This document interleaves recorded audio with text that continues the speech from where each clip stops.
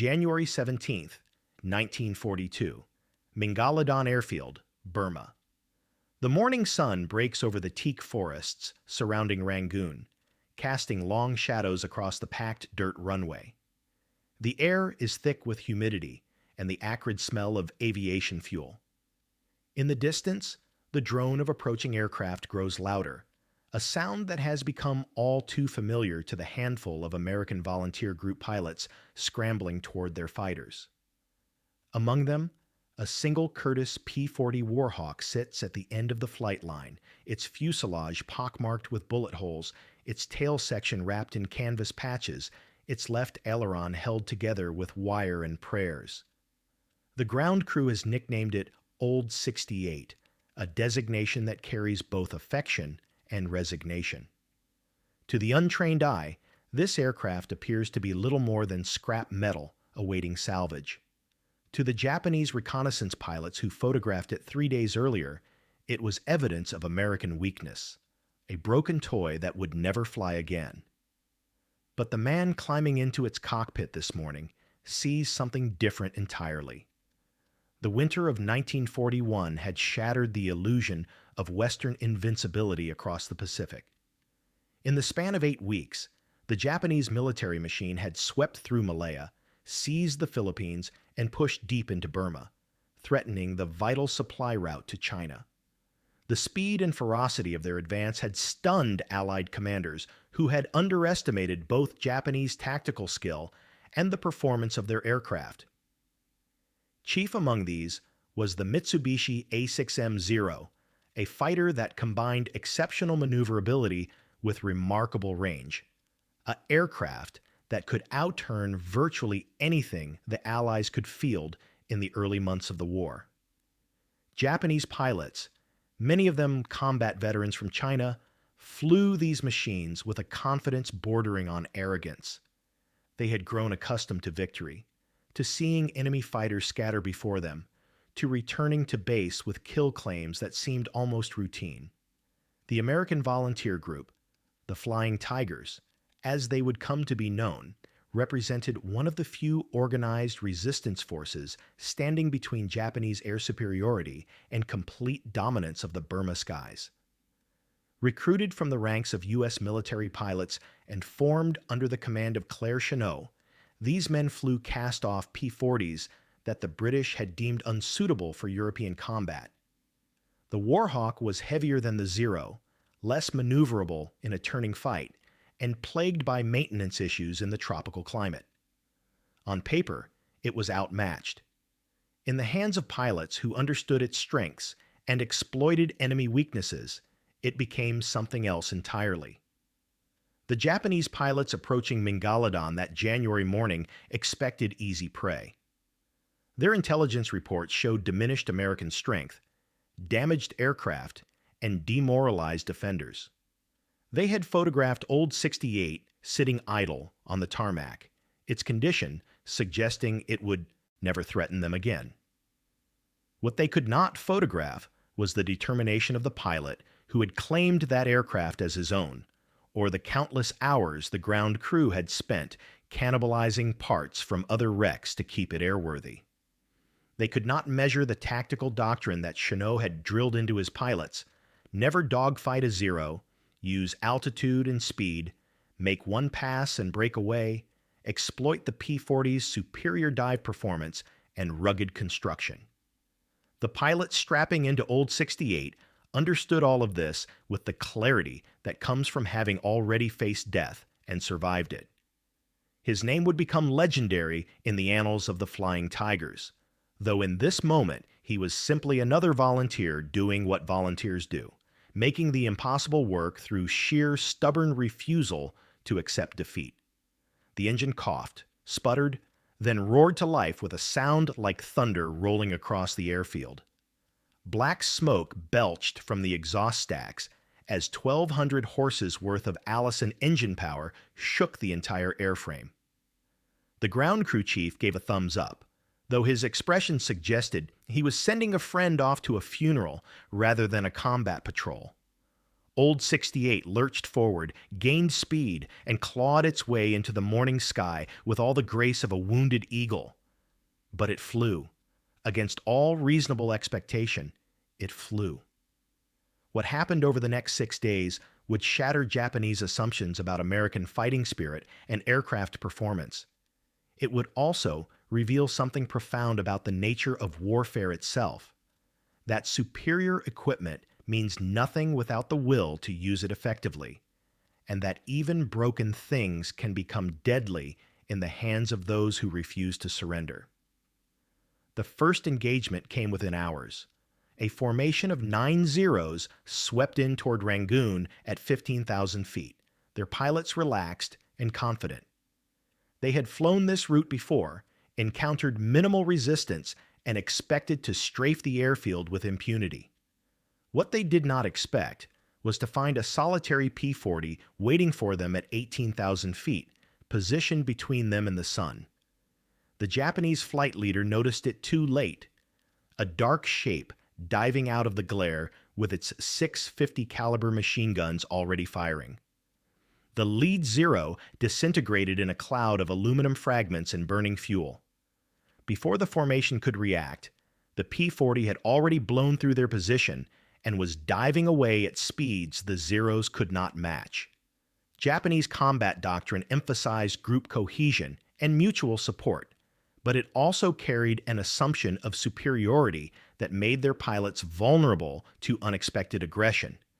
They expected enemy fighters to run or to engage in turning fights where the Zero's maneuverability would prove decisive. They did not expect a damaged American fighter to attack them from above with the tactical precision of a striking hawk. The pilot of Old 68 gave them no opportunity to exploit their advantages. He used altitude, speed, and surprise, the holy trinity of fighter combat, to dictate the terms of engagement. Each attack followed the same pattern: dive, fire, break away, climb back to altitude using the P-40's superior engine power and rugged construction. Over the next 5 days, Old 68 appeared again and again over the skies of Burma, always when least expected, always attacking from positions of advantage. Japanese pilots began to recognize the battered fighter by its distinctive pattern of patches and repairs. Some claimed it was multiple aircraft painted to look identical, unable to accept that a single damaged fighter could be so persistently deadly. Others whispered that it was flown by a ghost, a spirit of vengeance that could not be killed because it was already dead. The truth was simultaneously more mundane and more remarkable. It was one man, one aircraft, and one unshakable determination to make every bullet count. The historical record documents 9 confirmed kills attributed to Old 68 during this period, though the actual number may have been higher. Japanese loss records from this period are incomplete, and many damaged aircraft that limped back to base only to crash on landing or be written off as unrepairable would not have been counted in Allied kill tallies. What cannot be disputed is the psychological impact. Japanese pilots who had grown accustomed to easy victories now approached Rangoon with heightened caution. They flew tighter formations, maintained better altitude discipline, and kept nervous watch on the sun-drenched sky above them. The laughter had stopped. The symbolic power of Old 68 extended far beyond its tactical achievements. To the ground crews who kept it flying, it represented the triumph of American ingenuity and resourcefulness over material limitations. Parts that should have been replaced were repaired. Systems that should have failed were coaxed back to life through improvisation and sheer mechanical sympathy. The aircraft became a rolling testament to the principle that abundance is not merely about having more resources, but about using available resources more effectively.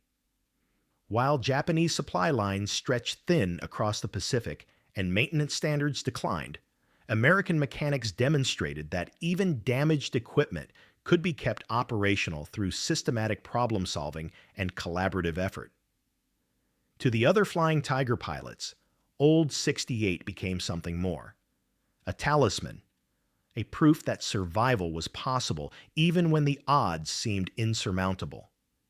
They watched it take off each morning with its patchwork skin and jury-rigged systems, and they drew courage from its continued existence. If that battered fighter could keep flying, keep fighting, keep winning, then perhaps they all could. The aircraft's persistence in the face of damage became a metaphor for American resilience itself, a physical manifestation of the idea that being knocked down is not the same as being defeated. For the Japanese pilots who faced it, Old 68 represented something they had not anticipated encountering in this war, an enemy that refused to accept the logic of their own superiority. They had been taught that American pilots were soft, undisciplined, more interested in comfort than combat effectiveness. They had been assured that American aircraft were inferior, that Japanese engineering and fighting spirit would inevitably prevail. The continued existence and success of this single damaged fighter challenged those assumptions at a fundamental level. It suggested that perhaps the Americans were not as weak as they had been led to believe, that perhaps material advantage could be overcome by tactical skill and determination, that perhaps this war would not be as easy as the early victories had suggested. The sixth day brought the final confrontation.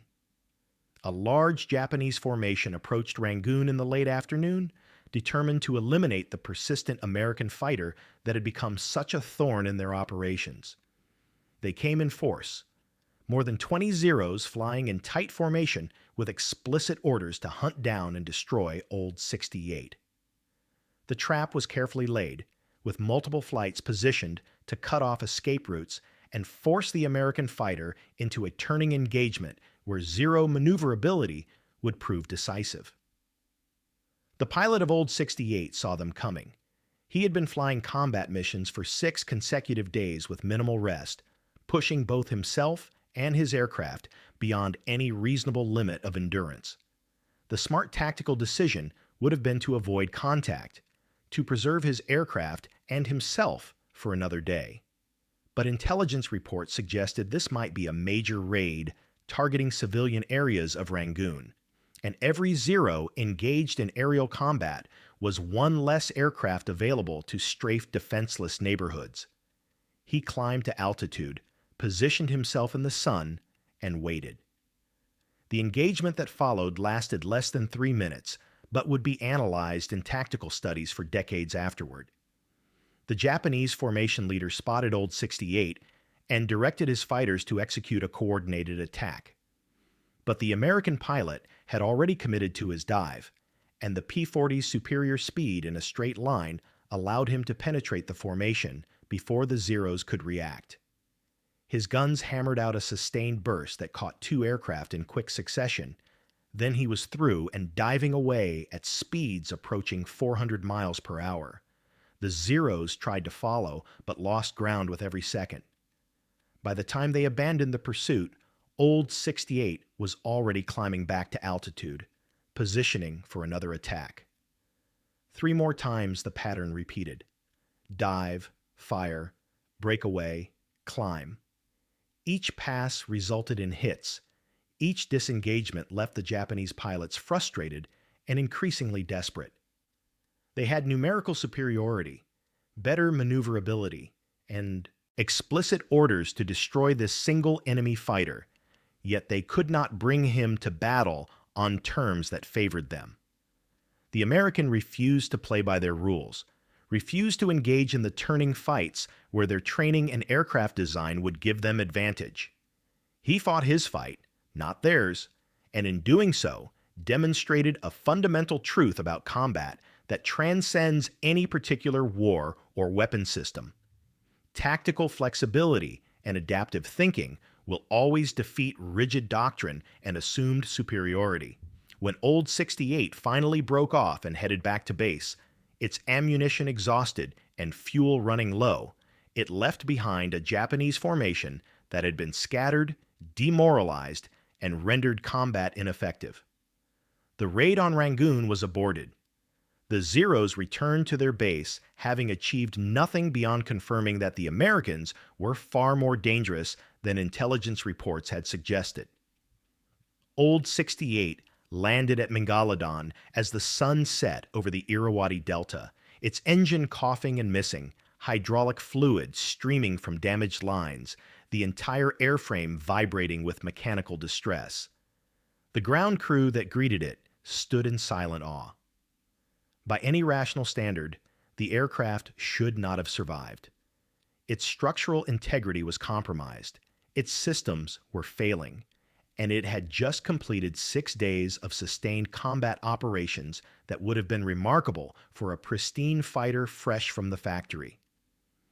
That it had not only survived, but prevailed spoke to something beyond mechanical engineering or tactical doctrine. It spoke to the human element in warfare, the determination, skill, and sheer bloody-minded refusal to quit that separates victory from defeat when all other factors are equal. The pilot who climbed out of the cockpit that evening was exhausted to the point of collapse, his flight suit soaked with sweat, his hands trembling from adrenaline crash and sustained tension. He had just completed one of the most remarkable individual combat performances of the early Pacific War, though he would never speak of it in those terms. For him, it had simply been a job that needed doing, a task that required completion regardless of personal cost or material limitations. He had been given a broken aircraft and told to make it work. He had made it work. Everything else was just details. Old 68 never flew combat again. The damage accumulated over those 6 days proved too extensive for field repairs, and the aircraft was finally retired to serve as a parts source for other P-40s. But its legacy persisted in the stories told by pilots and ground crews, in the tactical lessons learned and disseminated throughout the Flying Tigers, and in the psychological impact it had on both sides of the conflict. For the Americans, it became proof that determination and skill could overcome material disadvantage. For the Japanese, it became an early warning that this war would not be won as easily as the initial victories had suggested. The broader truth that Old 68 represented would echo throughout the Pacific War. American abundance was not merely about having more aircraft, more pilots, or more resources, though all of those factors would eventually prove decisive. It was about a systematic approach to warfare that emphasized flexibility, innovation, and the empowerment of individual initiative within a framework of coordinated effort. Japanese pilots flew beautiful aircraft and displayed remarkable courage, but they operated within a rigid doctrinal framework that discouraged adaptation and punished deviation from established tactics. American pilots flew inferior aircraft in the early war years, but they were encouraged to experiment, to find solutions to tactical problems, to make do with what they had while working toward what they needed.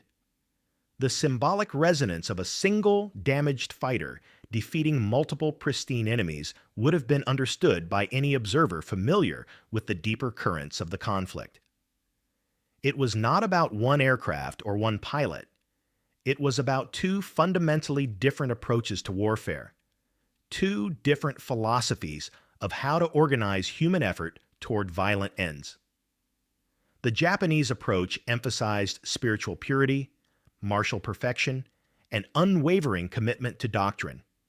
The American approach emphasized pragmatic problem-solving, tactical flexibility, and the belief that any problem could be solved through sufficient application of ingenuity and determination. Old 68 was not superior to the Zeros it fought.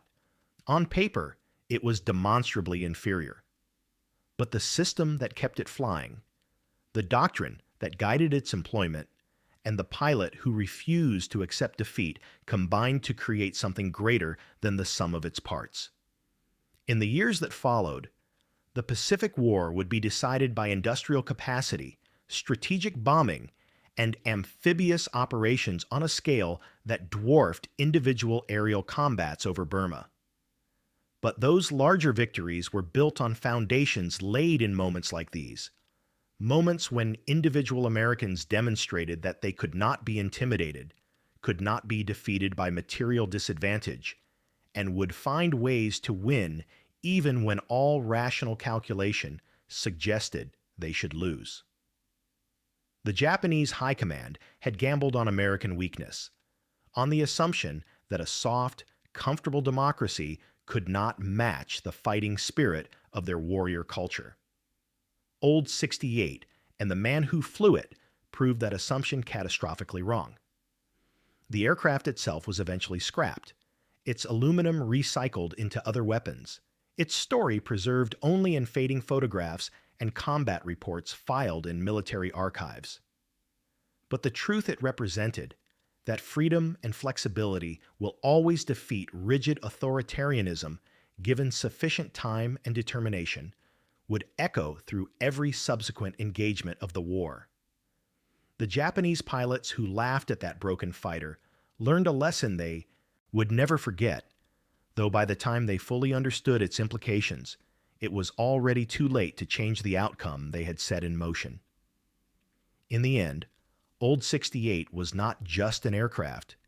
It was an argument made in gunfire and aviation fuel, a proof written in the wreckage of enemy fighters, a demonstration that the American way of war, messy, improvisational, relentlessly practical, could overcome any challenge when backed by sufficient will and determination.